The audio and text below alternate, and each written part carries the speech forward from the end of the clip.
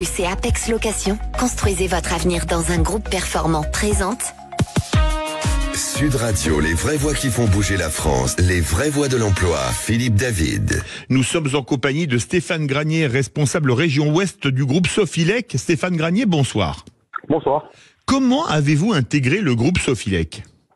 Je connaissais le directeur financier de l'époque, qui maintenant a changé de fonction, qui m'a fait intégrer en mars 2017 Sofilec pour occuper le poste de responsable du poste client crédit manager. Et après avoir exercé cette fonction pendant un petit peu plus de 3 ans, j'ai fait savoir à ma direction que je souhaitais basculer sur la partie exploitation, et on m'a fait comprendre aussi rapidement que je pouvais le faire à l'intérieur du groupe. Donc j'ai saisi l'opportunité pour être donc responsable d'agence en 2020 sur la partie Apex à Lunel pendant à peu près 6 mois, et j'ai été transféré sur la partie Locus à l'agence de Frontignan 7, et j'occupe aujourd'hui le poste de responsable de région ouest depuis le 1er janvier 2023. En quoi consiste le métier de responsable de région ? On doit au quotidien optimiser notre parc, améliorer la synergie entre nos collaborateurs et nos agences, et le cas échéant recruter quand c'est nécessaire. Comment se déroule la journée type d'un responsable de région ?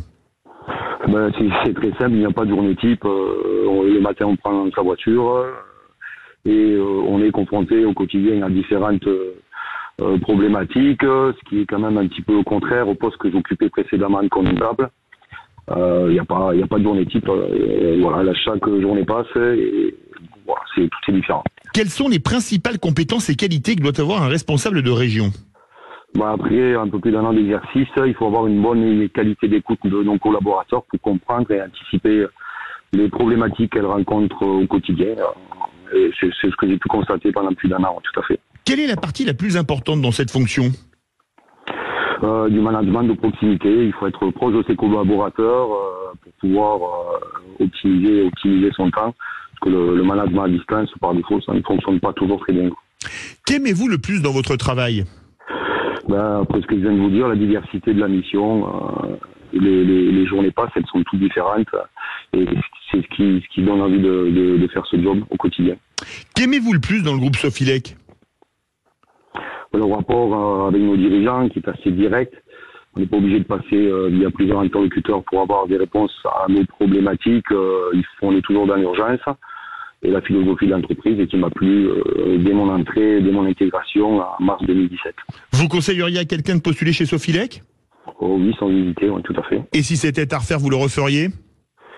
Sans aucun regret. Si c'était à refaire, je le referais avec grand plaisir. Merci beaucoup Stéphane Granier, responsable de région ouest. Sud Radio, les vraies voix qui font bouger la France, les vraies voix de l'emploi. Philippe David. avec Locplus et Apex Location. Construisez votre avenir dans un groupe performant. Sud Radio, 19h-20h, les vraies voix de l'emploi.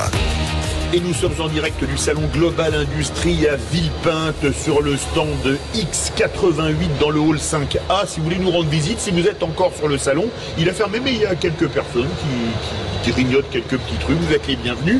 Et ce sont les vraies voix de l'emploi. On va parler de l'industrie et de l'emploi dans l'industrie. Avec nous, Bertrand Devisme, responsable commercial de la société Devisme. Bonsoir. Bonsoir Philippe. Florence Berthaud, directrice générale adjointe business développement et marketing de Fanuc France. Bonsoir. François Portier, directeur innovation de Alten, bonsoir. Et Laurent Laporte, président de BrainCube, bonsoir. Bonsoir. Et comme tous les mardis, Nicolas Leroy, directeur du recrutement du groupe Fiducial et directeur du cabinet Ficoba. On vous écoute pour lancer pas les hostilités, mais les sympathicités, on va dire ça comme ça. Bonsoir Philippe, ravi de te rejoindre au salon de l'industrie. Alors on va parler d'emploi dans l'industrie. Alors il faut reconnaître quand même que l'industrie au niveau d'emploi n'a pas toujours été plébiscitée, notamment il a souffert d'une image un peu de pollueur, de job en délocalisation. Et donc aujourd'hui, l'industrie essaie un peu de changer cette image-là, et on va le voir aujourd'hui avec nos invités, puisque notamment les ingénieurs se rendent de plus en plus vers le service et vers le tertiaire. Or, aujourd'hui, on est dans des pénuries de talents, on est sur des industries qui sont de plus en plus novatrices et surtout qui ont de nouveaux enjeux, des enjeux de décarbonation qui créent des nouveaux métiers autour de l'environnement, des enjeux de digitalisation avec l'usine 4.0. Donc certainement, on va en parler aussi aujourd'hui. Et puis aujourd'hui, les enjeux enjeux de pollution sont partie intégrante aujourd'hui des nouveaux métiers, mais aussi des enjeux des industriels. Donc l'industriel pollueur, c'est fini. Donc aujourd'hui, et puis il y a surtout des industries qui cartonnent. On peut citer l'aéronautique, l'énergie, notamment les énergies renouvelables, et puis évidemment le luxe, qui est quand même l'industrie aujourd'hui qui porte un peu, je vais pas dire le CAC 40, mais qui aujourd'hui vraiment marche bien. Et puis on a vu ce matin dans le Figaro, ils nous annonçaient qu'on avait besoin de 80 000 ingénieurs en France, alors qu'on n'en forme que 37 000.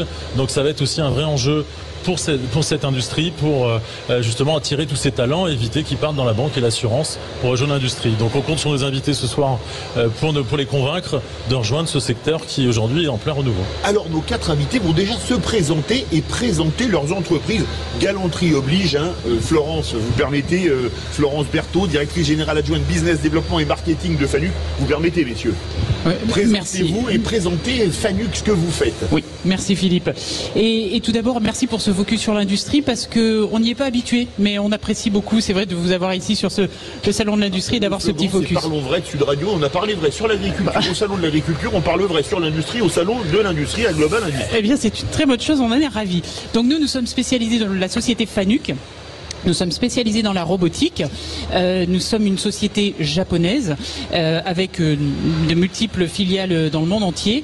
Et notre métier de base, c'est la commande numérique, donc toute l'intelligence des machines et essentiellement également beaucoup la robotique. Donc en France, on en parlera de façon un petit peu plus détaillée tout à l'heure, mais on a à peu près plus de 55 000 robots en France qui fonctionnent.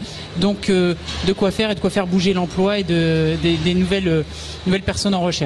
Laurent Laporte, BrainCube. C'est le cube du cerveau, le cerveau au cube, c'est quoi exactement? C'est l'origine du nom, effectivement. Nous, on est une société auvergnate. L'Auvergne, c'est un petit paradis industriel, on va en discuter parce que... Déjà, le siège mondial de Michelin, qui est l'entreprise française qui a la meilleure image de marque dans le monde. Et qui est la seule entreprise du CAC 40 industriel à avoir son siège qui n'est pas à Paris. Absolument. Ce qui a du sens, en fait, pour la région. Et on est à 22% des emplois dans l'industrie en Auvergne, hein, qui est plus du double de la moyenne nationale. Alors, BrainCube, créé il y a 15 ans, on était les pionniers, en fait, de la digitalisation des entreprises pour aller vers l'industrie 4.0. Nous, on est des fournisseurs de solutions logicielles pour les usines automatisées afin d'optimiser les processus de production et d'augmenter les profits réalisés dans les usines par l'amélioration de l'existant. Beaucoup d'IA, beaucoup de choses comme ça. Aujourd'hui, on est 240 personnes, on a des clients dans 40 pays. On peut le dire. On est presque une ETI, oui, et on est en passe de devenir le leader mondial de cette activité-là sur la partie mise au point des processus de production. Présente dans combien de pays dans le monde? 40, 45 pays aujourd'hui, ouais. Ah, c'est déjà beau pour une entreprise française qui est basée à Issoire, au sud de Clermont-Ferrand. Absolument, qui fabriquait d'ailleurs, qui avait une belle entreprise, s'appelait Voxan, qui faisait des motos à l'époque. Des motos, oui, bien sûr, on a quelques collègues qui ont travaillé chez Voxan. Ouais. Absolument. On continue avec François Portier, directeur innovation de Alten. Alors présentez-vous, et Alten également, qu'est-ce que vous faites? Effectivement, pour ceux qui ne connaissent pas Alten, Alten est une société de services. On est de service à l'industrie. De service à l'industrie, effectivement, on est dans plusieurs industries d'ailleurs. On est à peu près 55 000 dans le monde, plus 13 500 en France. Et effectivement, ça va être tous les métiers de l'ingénieur. On appelle ça souvent la maison de l'ingénieur.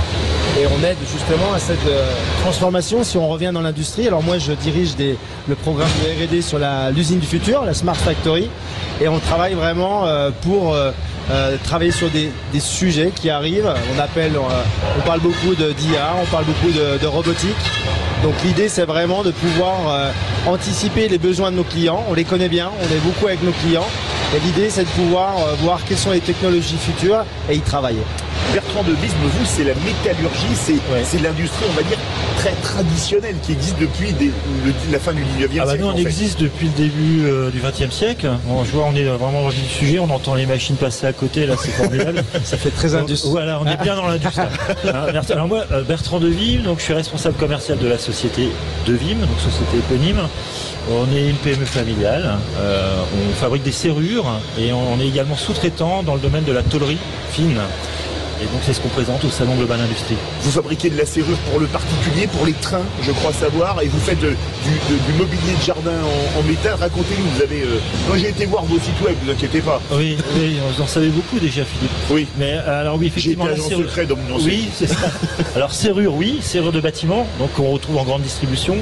donc chez votre quincailler également, mais également beaucoup chez Leroy Merlin, Castorama, Monsieur Bricolage, enfin bon, je vais pas tous les citer, mais on est partout en fait, pour le particulier. Les serrures de train effectivement, puisqu'on vend nos serrures dans le monde entier également, alors un autre petit niveau, puisqu'on est une PME de 120 personnes, mais on vend nos serrures à travers les grands noms comme Alstom, Siemens, pour tout ce qui est locomotive, et essentiellement, Siemens vend énormément de locomotives dans le monde, société allemande, mais qui met des partenaires de notre société, mais qui met des serrures françaises dans le monde entier. Cocorico. Eh bien écoutez, on va continuer à parler des emplois dans l'industrie dans quelques instants, mais il faut bien vivre. Une petite pause promotionnelle et on se retrouve avec nos invités. Vous êtes d'accord, Nicolas? Tout à fait d'accord. Eh bien c'est tout à fait Thierry. Merci beaucoup, on se retrouve tout de suite. Sud Radio, votre attention est notre plus belle récompense. Sud Radio, 19h-20h, les vraies voix de l'emploi. Retour des vraies voix de l'emploi et on parle emploi depuis le salon Global Industrie. Nicolas Leroy avec nos invités. Alors, ce qui est intéressant, on a vu qu'on était sur 4 types de sociétés. On a de la prestation intellectuelle, on a des industriels. Ce qui serait intéressant maintenant, c'est de bien comprendre quel métier aujourd'hui dans vos entreprises et même pour les auditeurs qui seraient intéressés pour vous rejoindre, quel type de profil vous pourriez recruter dans vos entreprises. Tiens, on va commencer par BrainCube, Laurent Laporte. Alors nous, on est une société qui fabrique donc des logiciels dédiés 100% pour l'industrie. Donc on va recruter des ingénieurs génie logiciels, beaucoup, puisqu'on va être sur toutes les nouvelles technologies, c'est-à-dire tout ce qui est plateforme, collecte de données, big data, IoT, on va faire aussi beaucoup d'IA. Alors l'IoT, c'est quoi? Expliquez aux auditeurs qui ne le savent pas tous. Alors on va reprendre très calmement. L'IoT, c'est la capacité, en fait, à récupérer l'information de n'importe quel système existant ou n'importe quel capteur. C'est-à-dire un homme peut être équipé d'un capteur pendant qu'il produit. On va récupérer ces informations. Une machine équipée de capteurs, on va récupérer les informations. Donc l'IoT, c'est la capacité à mettre en réseau tout et tout collecter. Le big data, c'est la capacité à stocker tout ce qu'on a récupéré. Parce qu'une fois qu'on a récupéré ces données, en fait, c'est comme si on créait une autoroute d'informations. Et cette autoroute, en fait, il va bien falloir stocker toutes ces informations. Ce stockage va être important pour faire de l'apprentissage sur les données qu'on a stockées. Et l'intelligence artificielle, ce sont des technologies mathématiques d'apprentissage. Donc vous allez plutôt rechercher des informaticiens. On va chercher des informaticiens. Et ensuite, comme notre marché, c'est l'industrie, on va chercher des ingénieurs génie industriels, et des gens qui comprennent le procédé, des ingénieurs chimistes, qui vont nous aider, en fait, à modéliser les processus pour pouvoir apporter en fait de la valeur à ces gens-là. François Portier, c'est les mêmes types de profils que vous recherchez? Alors, on va tabler aussi sur des profils métiers. C'est-à-dire que oui, effectivement, cette transition va être bien sûr de la data. Nous aussi, on travaille sur comment connecter, comment amener l'information plus facilement à l'utilisateur, comment faire des plateformes. Ça, c'est clé, c'est la transition qu'on a dans le 4.0.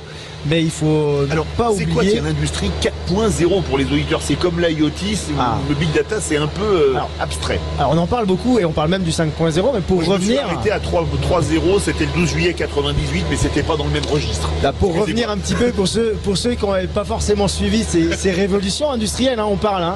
C'est au 18e siècle, quand on a commencé à faire les machines, on a remplacé le muscle par de la machine. On s'est dit... La vapeur de Denis Papin. Exactement. Et là, on a commencé à fabriquer. Et il n'y a que 100 ans plus tard où on s'est dit on va pouvoir faire des fabrications à la chaîne. Et là, on a commencé à faire des lignes justement d'assemblage, de production, etc. Jusqu'au 3.0, justement dans les 1970-1980, où on va pouvoir justement dans le 3.0 automatiser ces lignes de production. Et le 4.0 est né plutôt en 2010, où là on a pu mettre la nouvelle technologie. On parle de l'IA, voilà, vraiment des systèmes intelligents où on va pouvoir vraiment automatiser, mais intelligemment. En fait, c'est exploiter l'avantage de l'information qu'on génère dans les usines. Les usines, pour produire, ce sont des machines avec de l'informatique et elles génèrent, de par leur fonctionnement, des informations numériques. Et l'industrie 4.0, c'est cette capacité à gérer de l'information pour prédire, pour décider, pour alerter, en fait, pour mieux piloter et éliminer tous les gaspillages, qui est le métier principal des fabricants, c'est de fabriquer au plus juste. Florence Berthaud, quel type d'emploi vous créez, vous proposez? Alors, on est sur plusieurs profils. On n'est pas forcément sur un profil ingénieur. On est aussi sur des profils Bac plus 3, je dirais, de type licence robotique. On a besoin de profils assez techniques et assez variés également. On a besoin de roboticiens, d'automaticiens, de gens spécialisés dans la mécatronique, parce que vraiment la robotique, il faut le voir comme c'est un outil en fait. Et cet outil fait appel à beaucoup d'intelligence, justement, on en parle, mais l'intelligence humaine et l'intelligence que l'on crée justement chez BrainCube et ailleurs. Voilà, on a besoin de toute cette intelligence et ça requiert énormément de connaissances et de capacités. Donc on est sur des profils assez, pas forcément atypiques, mais assez complets et que l'on a du mal à trouver d'ailleurs. C'est dur à trouver. Bertrand Devise, mais vous, c'est l'industrie traditionnelle parce que vous avez des plieuses, vous avez des machines, vous êtes des emplois également moins qualifiés, mais qualifiés de col blanc et de col bleu. Comment ça passe dans la métallurgie? Oui, tout à fait. Bien dans le micro. Allô, allô. Parfait. Donc oui, effectivement, vous l'avez dit, en fait nous, Devim, on est une société de fabrication, donc c'est essentiellement dans l'atelier que ça se passe. Donc on cherche des plieurs, des soudeurs, on est en forte croissance, on a développé de plus 15% chaque année notre chiffre d'affaires. Donc là, on a besoin de capacité de production. Il y a, comme on n'a pas parlé, mais il y a aussi un phénomène de réindustrialisation qui est énorme, en tout cas chez nos clients. Alors vous avez parlé de l'aéronautique, du luxe, mais il y a aussi le ferroviaire, il y a aussi l'industrie en général qui se développe énormément. Nous sommes dans le nord, c'est un poumon ferroviaire très important, puisqu'Alstom se trouve là-bas. On travaille énormément, je l'ai dit tout à l'heure, avec Bombardier aussi, je crois. Alors, qui a été racheté par Alstom. Oui. Donc, oui, mais ils ont là. Donc il y a énormément de sites de production dans le nord. Donc on cherche essentiellement des opérateurs. C'est difficile, donc on forme en interne, on a un cycle de formation qui a été créé en fait chez Devim pour pouvoir former de la personne sur du pliage, sur de la soudure, mais on cherche également des métiers dans le digital également, puisqu'on développe aussi nos ventes sur le digital, et ça on a absolument besoin de ce type de profil également, plutôt marketing digital. Vous voulez réagir, François Portier? Non, quand on disait effectivement les métiers qui sont très manuels aussi, le digital arrive de plus en plus vers les métiers manuels. Oui, on essaye justement de monitorer beaucoup d'indicateurs. Ouais. Si on veut augmenter une performance, il faut déjà savoir la mesurer, mesurer les éléments influents, et on est de plus en plus notamment dans des métiers manuels aussi pour savoir remonter la data, même sur des choses qui ne sont pas forcément connectées. Tout à fait. Voilà. Alors moi je voulais rebondir sur quelque chose, si vous parliez de réindustrialisation, alors on a vu que pendant le Covid ça a été le grand sujet, il faut réintégrer ces lignes de production. Est-ce qu'aujourd'hui vous, en tout cas vous en avez parlé, vous constatez un retour des lignes de production qui étaient vraiment délocalisées en Occident et plus précisément en France? Si je peux me permettre, oui, effectivement, nous on sent vraiment sur les activités de tôlerie, en tout cas de sous-traitance, on sent vraiment le besoin en fait des gros donneurs d'ordre de faire revenir un certain nombre de choses en Europe de l'Ouest. Parce que les moyens de production sur l'Europe de l'Est sont surchargés, d'accord. Donc effectivement, en France, en tout cas nous on le sent dans les métiers dont je vous ai parlé, dans les secteurs dont je vous ai parlé, une forte demande. Oui, je pense qu'on s'est fait un petit peu peur pendant le Covid. Tout le monde s'est fait un petit peu peur du manque de ressources, de l'éloignement. Donc il y a vraiment cette conscience, et nous on le ressent également dans la robotique. On a eu une très bonne. D'ailleurs, le marché de la robotique en France s'en ressent. Aujourd'hui, on a un peu plus de 7000 robots qui sont installés en 2022 en France. Il y en avait 3000 il y a à peine une dizaine d'années. Donc il y a quand même et on est sur la robotique, l'automatisation. Je parle bien entendu de la robotique, mais ça concerne absolument tous ces domaines. Donc nous aussi on le ressent beaucoup. Le post-Covid a été vraiment une période fast. C'était plus fast à gérer que les complications qui ont été posées. Complètement. 2021, c'était une très très bonne année. Je pense globalement très forte année, parce que je pense qu'il y a eu ce sentiment aussi. Alors les conditions étaient réunies, tout s'y prêtait quand même, mais il y a eu un petit peu ce côté, on s'est fait peur. On n'avait pas les ressources et on s'est fait peur. Et ça s'est fait sur des industries traditionnelles ou alors sur des métiers de l'ingénierie? Parce que je sépare un petit peu les deux, entre le métier de l'atelier et puis le métier les métiers ingénieurs. Est-ce qu'on sent justement même un retour de l'industrie traditionnelle? Alors, dans le métier de l'ingénieur, il y a eu un vrai changement, notamment sur le travail à distance, la méthode de travailler. Alors, il y a le travail sur le terrain, le travail de l'ingénieur, ou comment travailler aussi à distance et créer de la valeur alors qu'on ne peut pas aller forcément sur le terrain. Et de plus en plus, là le Covid est derrière, on veut effectivement revenir sur le terrain. On parle d'industriels qui ont besoin de créer de la valeur sur les chaînes. Donc il y a le métier de l'ingénieur, il change, il est un peu plus flexible. Et effectivement, il faut être vraiment orienté aussi terrain si on parle d'outils de production comme les robots, effectivement. Les vraies voix de l'emploi en direct du salon Global Industrie à Villepinte, hall 5A, stand X88. On continue le débat dans quelques instants. Petite pause promotionnelle. Allez, on se retrouve dans quelques instants. Allez, une pause. Sud Radio. Parlons vrai. Sud Radio. Sud Radio. Parlons vrai. Parlons vrai. Parlons vrai. Sud Radio, 19h-20h, les vraies voix de l'emploi. Retour des vraies voix de l'emploi. On est en direct depuis Villepinte au Salon Global Industrie. Et maintenant, on va parler, je crois, avec vous et avec nos invités, Nicolas Leroy, de l'usine du futur. C'est ça? D'aujourd'hui et de celle du futur. Bien dans le micro. Alors moi, j'avais une question d'abord à poser. C'est, il y a certainement des jeunes qui nous écoutent. C'est comment, aujourd'hui, on peut convaincre un jeune ingénieur ou un jeune technicien de venir rejoindre vos différents métiers, et quel est l'argument aujourd'hui qu'on a aux jeunes générations qui sont attachées à l'écologie, qui sont aujourd'hui très tournées vers les valeurs. Alors je sais qu'Alten a un discours très très rodé sur ces sujets, puisqu'ils arrivent à convaincre pas mal d'ingénieurs de les rejoindre. On commence par vous alors, si votre discours... Volontiers. Ce qui est sûr en tout cas, c'est par rapport aux ingénieurs, il faut le sujet. En général, l'ingénieur, il va venir parce qu'il est convaincu du sujet, il aime le sujet. Effectivement, des valeurs sur l'environnement, sur la data, et il faut qu'il soit convaincu sur le sujet. Et après, il faut qu'il arrive dans une équipe où il va pouvoir se plaire. Les conditions de travail, on parle beaucoup sur l'équipe, comment on travaille. Certains, il y a le télétravail, certaines conditions. Aujourd'hui, effectivement, il faut qu'ils se sentent bien. Quand on parle de maison de l'ingénieur, chez nous, c'est qu'on veut que l'ingénieur se sente comme chez lui. Mais il faut être en contact avec le client, en contact avec le terrain. Ça, c'est tout le travail de l'équipe qui va les emmener justement vers la réalité du terrain. Florence Berthaud. Alors oui, complètement. Alors nous, pour les séduire, c'est vrai qu'on a la chance d'avoir un robot. Et donc ça aide un petit peu, voilà. Ça résout pas tout, hein, parce que on a quand même un peu de mal, mais ça facilite. Par robot, c'est nouveau. C'est le nouveau mythique, c'est ça. Faut croire, pourquoi pas, peut-être, parce que on essaye de créer effectivement, parce que c'est bien beau le produit, mais il faut essayer également de créer l'environnement qui va bien. Et vous avez raison quand vous dites ça, parce que la balance perso-pro, on l'a tous vu, hein, l'épisode Covid a énormément changé la donne. Et c'est pas seulement le produit ou la situation, c'est vraiment tout ce qui va rentrer dans la balance. Laurent Laporte. En fait, on vit un élan industriel en France. On essaye de relancer tout ça, et la problématique, c'est qu'effectivement, nous, on est attractifs. On a des métiers, on fait du code, qu'on fasse du code pour l'industrie, qu'on fasse du code pour une autre activité. Nous, on est très attractifs, mais nos clients ont une difficulté, c'est-à-dire les industriels, on les voit peiner beaucoup pour recruter. Et pourtant, je trouve que c'est très paradoxal. Aujourd'hui, dans nos maisons, en 20 ans, elles se sont transformées. Vous avez des télés connectées, vous avez des box internet. Vous avez, tout le monde a des outils dans la main, des téléphones portables, des ordinateurs. Vous allez dans une cuisine, vous avez une enceinte connectée, vous même pouvez parler à votre enceinte pour qu'elle vous donne la recette du bœuf bourguignon que vous êtes en train de faire, quoi. Et l'usine, c'est la même chose. C'est-à-dire que l'usine s'est transformée. L'usine, c'est pas que des machines physiques qui produisent, c'est aussi énormément d'écrans, c'est aussi énormément d'outils, des outils qui parfois vous parlent, qui vous envoient des instructions, avec lesquels vous interagissez. C'est des outils de télécommunication. En fait, ça ressemble beaucoup à une maison moderne aujourd'hui.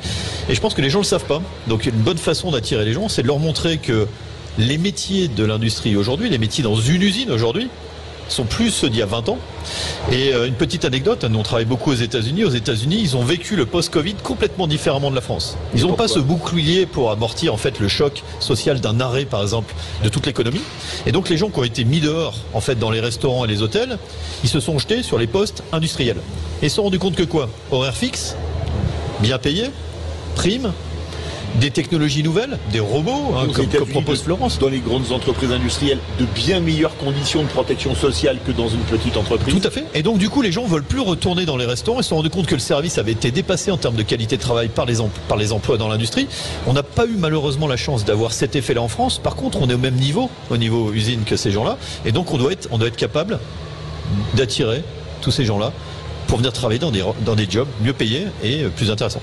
Bertrand Devise, mais pour attirer les gens, parce que vous avez des gens très qualifiés, notamment au bureau d'études, mais après vous avez des opérateurs qui plient des pièces, par exemple, toute la journée. Comment vous faites pour les attirer? Est-ce que c'est dur de recruter? Oui, c'est difficile, mais on essaye d'être de plus en plus sexy quand même, hein. Donc, vous avez un peu tout dit, mais c'est vrai qu'on robotise de plus en plus. On automatise de plus en plus. Alors peut-être pas systématiquement, on met pas du robot de pliage dans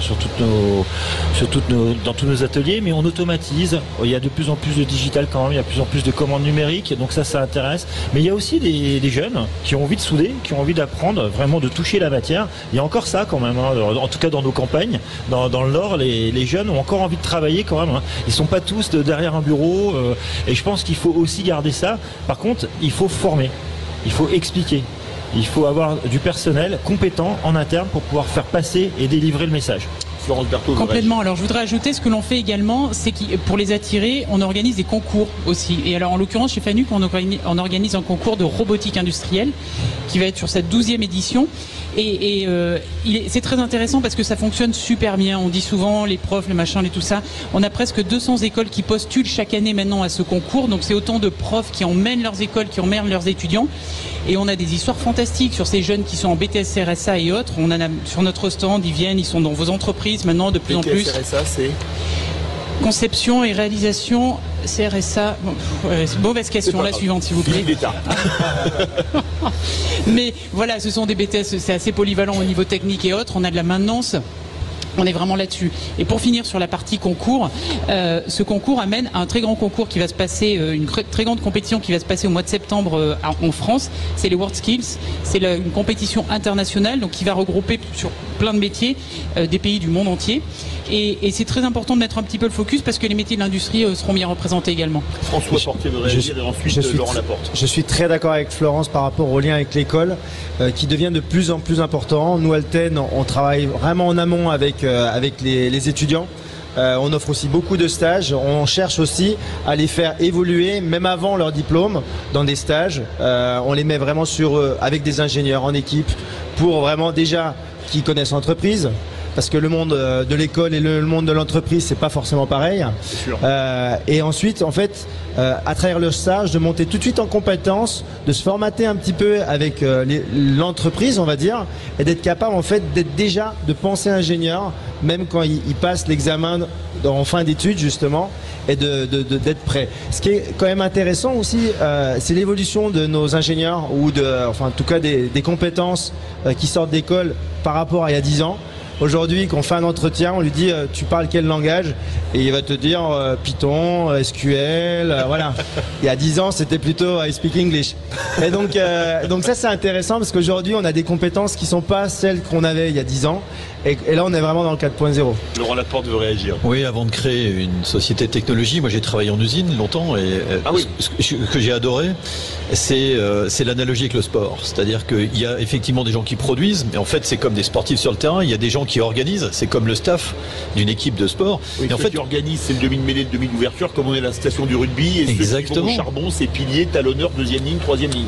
Et on va retrouver des valeurs très comparables. Hein. En fait, nous on aime beaucoup l'analogie avec le rugby. Le seul client non industriel de BrainCube, c'est l'équipe de l'ASM Clermont-Auvergne. Et je vous invite à venir voir un match avec moi sans problème. Mais dans l'idée, on va retrouver qui s'appelle Michelin d'ailleurs. Marcel Michelin, tout à fait. On travaille avec eux, c'est intéressant de travailler avec ces gens-là parce qu'on voit ce que c'est que l'esprit d'équipe. En fait, produire chaque jour, c'est un challenge de nombre. Il va falloir sortir un volume avec une certaine qualité et on retrouve la même chose dans le sport. Il va falloir produire un volume de jeu, il va falloir produire un résultat et chaque jour, on va être obligé de se remettre en cause avec qui on est là, avec qui on est, ce qu'on doit faire, ainsi de suite. Donc en fait, les gens peuvent retrouver cet état d'esprit de travailler en équipe, partager quelque chose, réaliser quelque chose, être fier de ce qu'on a fait et gagner des matchs tous les jours en fait. Gagner des matchs tous les jours, ça c'est quand même une belle conclusion pour parler du rugby. Les vraies voies de l'emploi, 19h presque 39, en direct du salon Global Industrie. On va continuer à parler des emplois de l'avenir également dans l'industrie. C'est dans quelques instants. On se retrouve sur Sud Radio jusqu'à 20h. Sud Radio, 19h-20h, les vraies voies de l'emploi. Les vraies voies de l'emploi depuis le salon Global Industrie à Villepinte. Je rappelle nos invités, Florence Berthaud, directrice générale adjointe business, développement et marketing de FANUC France. Ce sont des robots. Bertrand Devise, responsable commercial de Devisme, de la métallurgie. François Portier, directeur innovation de Alten, c'est de l'intelligence pour l'industrie, on peut dire ça comme exactement. Ça. Et Laurent Laporte, président de BrainCube, c'est de l'intelligence pour l'industrie également. Et toujours comme tous les mardis, Nicolas Leroy, directeur du regroupement du groupe Fiducial et directeur du cabinet Ficoba. Alors, on a parlé de réindustrialisation, on a parlé d'une transformation de l'industrie et d'un espèce de renouveau. Est-ce que ces nouveaux enjeux ont créé de nouveaux emplois dans vos entreprises respectives? Tiens, on va commencer avec Laurent Laporte. Alors nous, c'est en pleine expansion en permanence. Comme on fabrique de la tech, on est obligé de se mettre à la page de toutes les nouvelles technologies qui sortent. Vous avez vu le raz-de-marée ChatGPT. Oui. Derrière, il y a des technologies en open source. L'open source, ça veut dire qu'elles sont disponibles. C'est du code qui est mis à disposition de tout le monde et qu'on peut l'exploiter. Ben nous, ça crée des nouveaux postes en recherche, par exemple, pour se dire qu'est-ce qu'on va faire de ces technologies-là pour proposer à nos clients quelque chose qui va avoir de l'intérêt, qui va leur permettre de grandir. Et par exemple, avec des LLM, en ce moment, on est en train d'étudier la capacité à générer de l'utilisation automatique de nos logiciels pour en faire des vidéos de formation. Parce que comme les logiciels changent en permanence, si vous faites une vidéo, vous êtes statique. Si vous automatisez la capacité à faire cette vidéo, dès que vous avez une nouvelle version, ben vous êtes à jour au niveau de votre manuel de formation. Aujourd'hui, les formations dans l'usine, d'ailleurs, c'est plus du papier, hein, c'est de la vidéo, c'est des choses comme ça. Donc oui, ça crée des nouveaux métiers. Ouais. Florence ? Alors, c'est pas tant des nouveaux métiers, c'est surtout la formation perpétuelle, justement, dans ces métiers. Un roboticien aujourd'hui, un roboticien d'il y a 30 ans, il doit se former continuellement sur justement toutes ces nouvelles technos qui rendent toute cette intelligence, tous ces systèmes de vision, on est sur des nouveaux contrôleurs, des nouvelles capacités. Donc, on est plutôt sur de la formation continue, j'ai envie de dire. D'accord. François ? Oui, j'allais dire, effectivement, ce qui est important, c'est le lien de ces nouvelles technologies avec le métier. On parle beaucoup d'IA et certains disent la valeur ajoutée. Par exemple, avec l'IA, est-ce que par exemple les imprimantes 3D vont remplacer les machines ? Ça, c'est une vraie question qui se pose.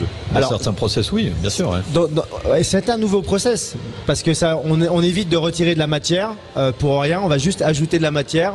On a moins d'énergie, fabrication en local. On peut fabriquer à côté de l'endroit où on en a besoin. Moins de pertes, effectivement. Meilleure protection environnementale. Et les emplois de l'avenir, donc ? Oui. Alors, c'est un peu la même chose, c'est plutôt la formation perpétuelle. Hein. Un soudeur, la soudure reste de la soudure, mais il y a des nouvelles techniques de soudure. On n'a pas parlé de la soudure. De la soudure à la main, parce que je vois dans l'industrie automobile, de l'automobile, depuis 40 ans, c'est des robots à 80% les soudures, non ? Oui, alors tout dépend des séries que vous avez à fabriquer, Philippe. Mais dans l'automobile, oui, évidemment, mais dans l'industrie du ferroviaire ou l'aéro et choses comme ça, on peut robotiser, évidemment. On robotise également, nous. Mais la soudure... D'ailleurs, derrière un robot, il y a quand même un soudeur. Complètement, c'est ce que j'allais dire. Pour programmer un robot de soudure, il faut un soudeur. Parce que le métier, il est quand même là. Je répète, le robot est un outil de plus en plus intelligent, mais il reste un outil. Et on a besoin des métiers. Et derrière un robot ou derrière un soudeur, il y a une soudure. Et on peut mettre de l'intelligence artificielle avec de la vidéo pour vérifier que cette soudure, derrière une soudure, elle est bien faite. Mais tout à fait. Mais encore faut-il un changement dans le mindset. Moi, je vois des clients, des industries qui font des opérations vraiment de précision et qui osent pas encore déléguer au robot. Et parfois, on travaille notamment avec Fanuc pour changer le mindset. Parce qu'un robot peut être plus précis, mais effectivement, il faut un savoir-faire.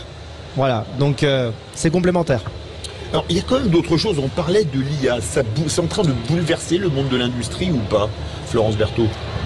Alors oui, ça le bouleverse. Je veux dire, ça le bouleverse sur un temps. C'est pas que le ChatGPT dont on parlait tout à l'heure. Non, complètement. Mais d'ailleurs, mes collègues seront, mon voisin sera plus à même d'en parler de l'IA. Mais bien sûr que ça chamboule tout, même au niveau de la programmation chez nous, la génération de trajectoires, sur les états de surface que l'on obtient dans l'usinage et autres. Oui, on atteint des niveaux de performance. Ça aide beaucoup. Et je rajouterais même, on travaille dans l'innovation, mais ça va permettre aussi de faire des solutions no-code. Aujourd'hui, on programme. C'est quoi une solution no-code ? Alors, qu'est-ce qu'une solution no-code ? Vous pourrez le voir d'ailleurs sur nos stands, on en a montré. C'est une solution où l'opérateur est capable de parler à un robot, d'accord, pour lui apprendre à faire des actions. Et à travers, entre le robot et la voix, en fait, on va avoir transformation de la voix, création d'un programme, etc. vers le robot. Donc c'est encore en phase aujourd'hui d'innovation chez nous en tout cas, et on va vers là où on va. C'est comment faire que toute cette technologie soit de plus en plus simple pour un opérateur. Laurent Laporte. Alors on voit bien que l'industrie, c'est du savoir-faire, c'est de la maîtrise des procédés, c'est aussi beaucoup des habitudes. Et en fait, ce qu'apportent les technologies d'analyse des informations qui sont récoltées, qui sont très précises, c'est comme un microscope. On se rend compte qu'il y a peut-être des façons de faire proches de ce qu'on fait, mais légèrement meilleures. On sort des habitudes, on sort de ce qu'on a appris et on découvre qu'il y a des façons de faire meilleure. Et ça, c'est ce que nous apporte l'IA. C'est comme une voiture, on conduira mieux avec sa voiture parce qu'elle sera sur la trajectoire parfaite. Alors que nous, on a toujours, être humain, des mauvaises habitudes. Dans l'industrie, on va dépasser ces habitudes pour aller vers quelque chose qui est de plus en plus efficace et ça permet d'accompagner les gens qui produisent, aller plus loin ou de piloter automatiquement des robots, des machines, d'une façon beaucoup plus précise, avec une sorte d'intelligence, de capacité d'adaptation aux évolutions à l'évolution de la situation. Bertrand Devise, dans l'industrie traditionnelle, comme vous êtes lié à ça, arrive ou pas? Alors oui, ça arrive. Quand je disais derrière une soudure, il y a quoi? Il y a des pièces, il y a des clients. Et avant de fabriquer une pièce, il faut la chiffrer. Il faut faire un devis. Et on a énormément de data qui existent au sein des entreprises et même des PME. On fait des devis depuis des dizaines d'années, d'accord, avec des ERP, choses comme ça, et on rassemble toutes ces informations, on travaille, on a des partenariats, voilà, et donc ça nous permet ensuite d'avoir des gammes, on a des gammes et des nomenclatures qu'on peut exploiter pour pouvoir réaliser automatiquement, instantanément nos devis maintenant. Donc ça, c'est quelque chose qui est extraordinaire. Et d'ailleurs, on travaille avec une société qui a eu un petit prix de l'innovation, d'ailleurs, une petite PME avec qui on travaille. Et les Lyonnais de Fabrera, non, peut-être? C'est Fabrera, ouais, Fabrera. Tout à fait. Et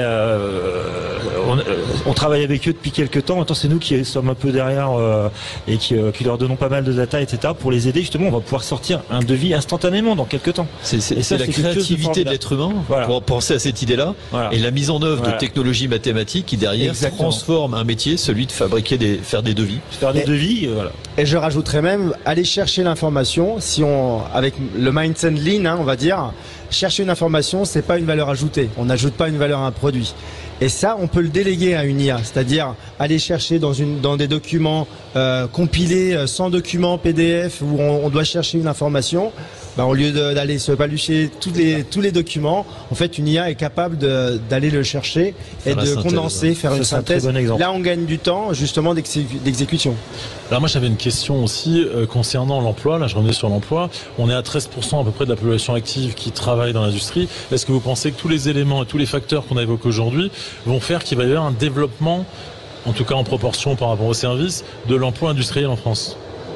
On a besoin d'une prise de conscience qu'il existe des emplois et des entreprises qui souffrent aujourd'hui dans les territoires parce qu'elles n'ont pas de gens qui postulent. Et je pense plutôt que d'entasser des gens dans des métropoles aujourd'hui qui ont du mal à vivre correctement, qui doivent être loin des centres d'emploi, on pourrait envisager une redistribution en définitive sur les territoires. Je pense que l'avenir de l'industrie, c'est la préférence provinciale. Parce que là, l'image, c'est qu'on voit des bastions industriels justement qui ont été désertés. Est-ce qu'on peut imaginer avec une réindustrialisation, une remigration? Mais pour ça, il faut prendre des décisions. Et aujourd'hui, en fait, c'est des décisions économiques. Il faut savoir que dans l'industrie, on paye mieux que dans le service. D'accord ? Le salaire moyen est supérieur de 20 à 25%. On pourrait faire, par exemple, une opération un peu cosmétique, mais très intéressante. On pourrait dire, on crée un SMIC industrie. Comme ça, tout le monde sera au courant qu'en allant dans l'industrie, on va gagner 120%. Parce que c'est pas connu, parce que là, non, c'est pas connu, mais ça pénaliserait pas les industriels. Par contre, les gens se diraient, mais si on a 2 emplois dans l'industrie, c'est pas 2 fois 100% du SMIC qu'on gagne, c'est 240% et ça change la vie, quoi. Donc il y a plein de choses à faire et je pense qu'il faut qu'on se prenne en main pour faire des propositions au niveau de l'État pour faire évoluer les choses. Alors, oui, complètement sur de toute la partie salariale, effectivement, on est là-dessus. L'industrie propose beaucoup plus de bien meilleurs salaires et de très bonnes conditions également. Et surtout, l'industrie, on en parle aujourd'hui, on est dans la serrurerie, dans la métallurgie et autres, mais c'est l'agroalimentaire, c'est l'aéro, c'est plein de secteurs. Matière de construction. Et je pense qu'effectivement, on réunit de plus en plus on réunit vraiment les conditions, en tout cas, pour faire en sorte que ça puisse augmenter. Enfin, nous, on le voit, de toute façon, dans nos secteurs. On a quand même de plus en plus de... Donc, l'image d'Épinal de travail à l'usine, aujourd'hui, vous êtes en train de nous dire que, finalement, c'est plus intéressant que de travailler au McDo ou travailler dans la... Surtout que dans toutes les industries, on peut basculer d'une industrie à une autre. Un profil va pouvoir aller dans l'automobile, dans l'aéro, etc. Donc, il y a beaucoup de possibilités pour n'importe quelle fonction. Ouais.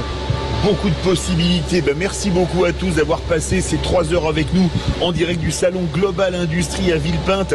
Merci beaucoup Florence Berthaud, directrice générale adjointe Business Développement et Marketing de Fanuc France.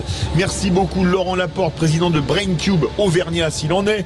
Merci beaucoup François Portier, directeur innovation de Alten et supporter des Jaudards, il faut le rappeler. Évidemment. Et merci beaucoup Bertrand Devisme, Picard de son état et responsable commercial de la société Devisme. Merci Nicolas Leroy, directeur du recrutement du groupe Fiducial et directeur du cabinet Ficoba. On se retrouve mardi prochain. On se retrouve mardi prochain. Et on se retrouve mardi prochain à 20h02, l'essentiel de Sud Radio. À 20h, le flash. Mais tout de suite, Sud Radio à votre service. On se retrouve demain, 17h avec Cécile de Bénibus pour les vraies voix. Sud Radio à votre service.